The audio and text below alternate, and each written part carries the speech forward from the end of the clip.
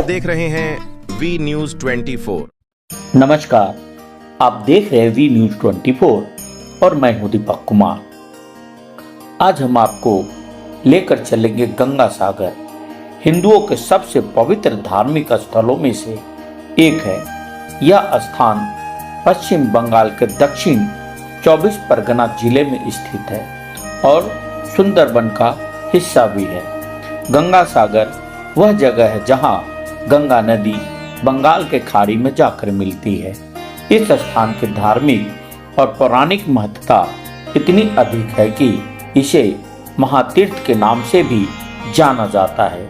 तो आइए जानते हैं गंगा सागर का महत्व। कहते हैं सारे तीर्थ बार बार और गंगा सागर एक बार। यह कहावत गंगा सागर की पवित्रता और महत्व को दर्शाती है।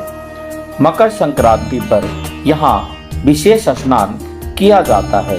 गंगा सागर में मकर संक्रांति के दिन स्नान करने का विशेष महत्व है।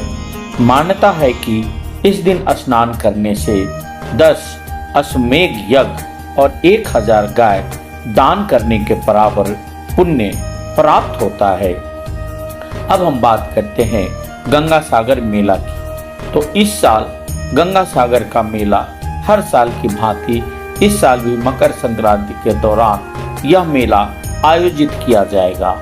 2025 में गंगा सागर का मेला 10 जनवरी से 18 जनवरी तक आयोजित होगा। यह मेला लाखों श्रद्धालुओं को आकर्षित करता है जो संगम पर पवित्र स्थान के लिए यहाँ स्नान के लिए यहाँ आते हैं। पौराणिक कथाएं और कपिल मुनि के मंदिर के बारे में हम आपको बता रहे हैं। कपिल मुनि मंदिर गंगा सागर के मुख्य आकर्षणों में से एक है। यह मंदिर 1437 में स्वामी रामानंद ने स्थापित किया था।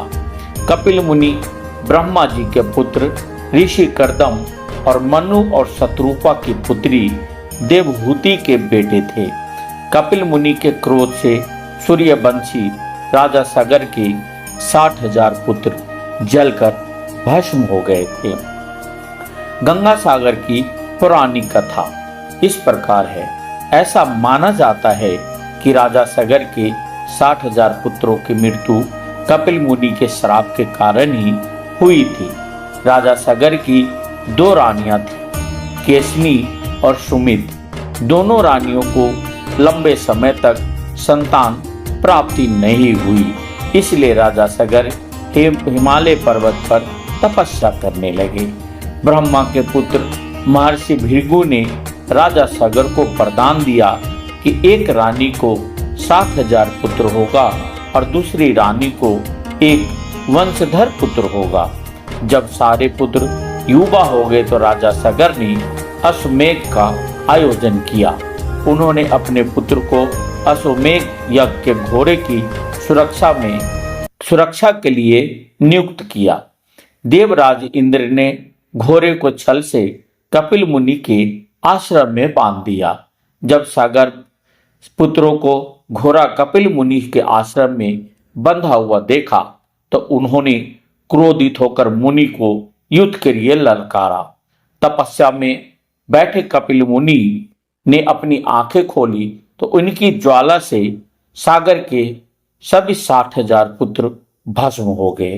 राजा सागर ने अपने पुत्रों को उद्धार के लिए तपस्या की, लेकिन वो सफल नहीं हो पाए। तब आगे चलकर कपिल मुनि के शाप से भस्म हुए राजा सागर के 60,000 पुत्रों के और अपने पूर्वजों के उद्धार के लिए भागीरथ ने गंगा को पृथ्वी पर लाने के लिए घोर तपस्या की थी। गंगा की कृपा से भागीरथ का प्रयास सफल भी हुआ। माता गंगा भगवान शिव की जटाओं से पृथ्वी पर पहुंची तो वे भागीरथ के पीछे पीछे चलते हुए कपिल मुनि के आश्रम पहुंची और राजा सागर के 60,000 पुत्रों को मोक्ष प्रदान किया और इसके बाद वो गंगा में समाहित हो गए, सागर में समाहित हो गई। तो गंगा को पृथ्वी पर लाने के लिए भागीरथ के प्रयासों को भागीरथी प्रयास भी कहा जाता है। गंगा सागर में आप कैसे पूजा और अनुष्ठान करेंगे। तो आपको बताते हैं कि श्रद्धालु स्नान करने के बाद सूर्य देव को अर्घ्य अर्पित करते हैं। नारियल, यज्ञोपवीत और पूजा सामग्री समुद्र को अर्पित की जाती है। यहाँ पिंडदान और तर्पण के माध्यम से पितरों की आत्मा की शांति के लिए प्रार्थना भी की जाती है। अब बताते हैं आपको हम गंगा जी का मंत्र। ओम नमो गंगाए विश्वरूपिणी नारायणी नमो नमः। गंगा मैया का ये मंत्र सबसे शक्तिशाली मंत्र माना जाता है। गंगा स्नान के समय 3 बार गंगा में डुबकी लगाते हुए इस मंत्र का जाप करें। मान्यता है कि इससे 7 जन्मों के पाप धुल जाते हैं और आत्मा शुद्ध हो जाता है। तो अब मैं बताता हूँ कि गंगा सागर तक आप कैसे पहुँच सकते हैं। इसके लिए आपको काकद्वीप या नामखाना, यहाँ से फेरी सेवा के माध्यम से गंगा सागर तक पहुँचा जा सकता है। काकद्वीप और नामखाना कोलकाता से क्रमशः 92 किलोमीटर और 104 किलोमीटर की दूरी पर स्थित है। रेल मार्ग काकद्वीप और नामखाना तक रेल सेवाएं उपलब्ध है। सड़क मार्ग कोलकाता से बस और टैक्सी द्वारा यहाँ तक पहुँचा जा सकता है। तो गंगा सागर महातीर्थ का अनुभव। गंगा सागर केवल एक धार्मिक स्थल नहीं बल्कि यह एक ऐसा स्थान है जो आत्मा को शांति और पवित्रता प्रदान करता है। और सागर का यह संगम भारतीय संस्कृति और आध्यात्मिकता की अद्भुत मिसाल है। तो यह था गंगा सागर का संक्षिप्त परिचय। जुड़े रहिए हमारे चैनल बी न्यूज़ 24 के साथ। हम आपके लिए लाते रहेंगे ऐसे ही धार्मिक और रोचक स्थलों की जानकारी। तो हमारे YouTube चैनल को लाइक करें, सब्सक्राइब करें और अपने दोस्तों के साथ शेयर करना ना भूलें। साथ ही बेल आइकन दबाना ना भूलें ताकि आपको हमारे हर नए वीडियो के नोटिफिकेशन सबसे पहले मिले। तो इसी के साथ आप हम सभी से विदा लेते हैं। तब नमस्कार, धन्यवाद।